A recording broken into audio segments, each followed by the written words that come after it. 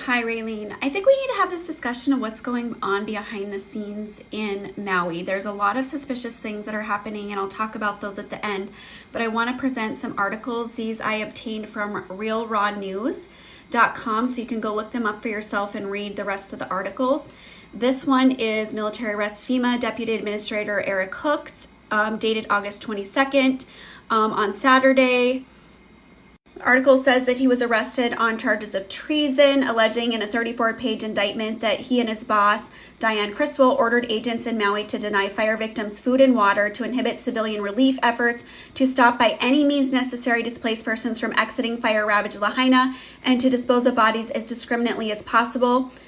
A source in General Eric M. Smith's office told Real Raw News, "I can vouch that this was happening. We talked to boat operators who are trying to get supplies into Lahaina because roads are barricaded. People were blocked off from coming and going, and they were held at gunpoint. Some of their loads were confiscated from them. The boat ramps were taken over, not allowing drones or aerial coverage, even though some of it did come through, trying to block people out. Now they're even putting up screens so people can't see what's going on in this area. A lot of suspicious things happening." So let's keep reading.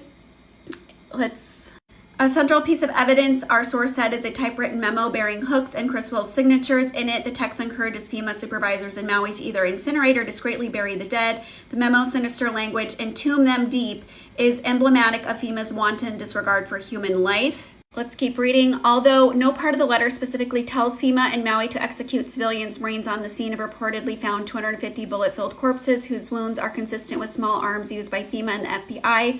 Other sources said mass grave sites near Lahaina proved that FEMA personnel were following Hooks and Criswell's instructions. As reported Saturday, Marines caught FEMA operatives piling corpses into a mass grave site at the Maui Forest Reserve.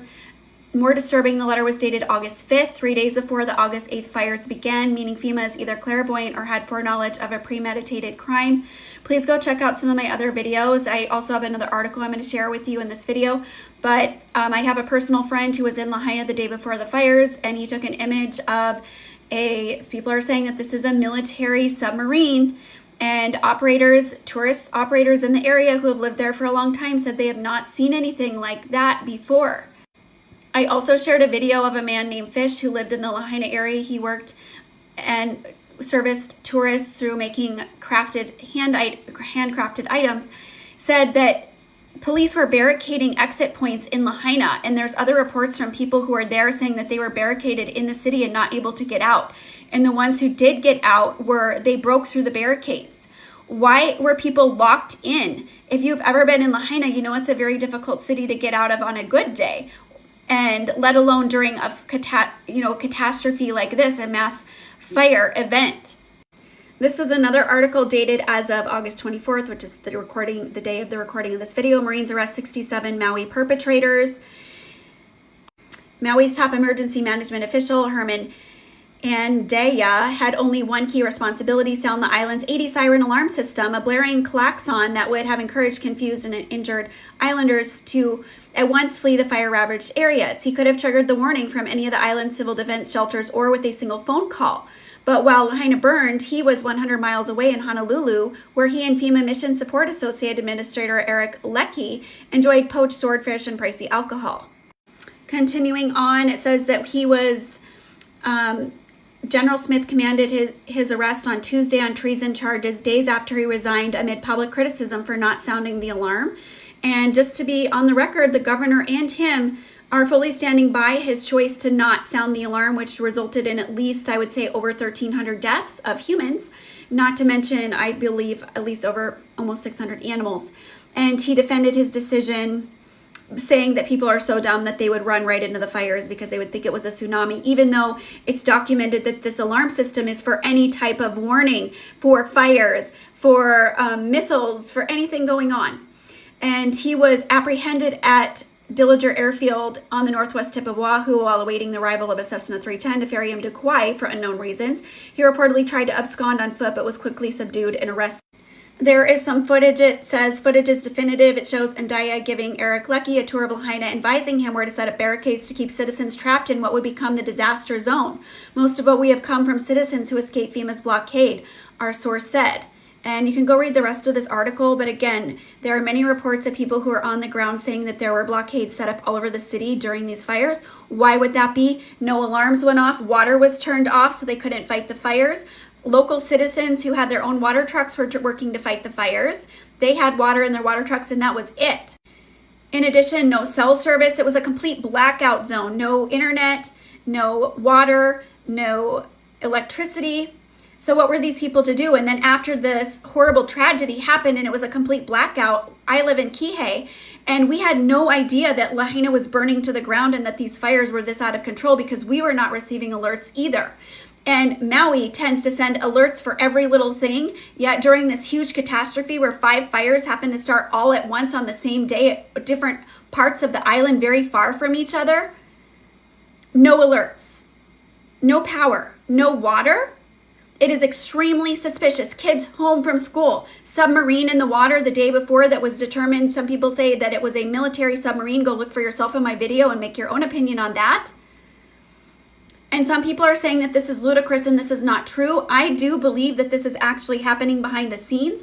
I think we're in the middle of the apocalypse, which is a great unveiling where the darkness and the dark strongholds that have been taking over humanity for many thousands of years are finally being exposed. And this is ground zero. All eyes are on Maui. We need to keep investigating. And now what are they going to do? They're going to put up dust screens around Lahaina so nobody can view the area. And they wanted everybody out of that area. You could leave, but you couldn't go in. Why? Why did they want this? There's so many suspicious things that have happened with all of this.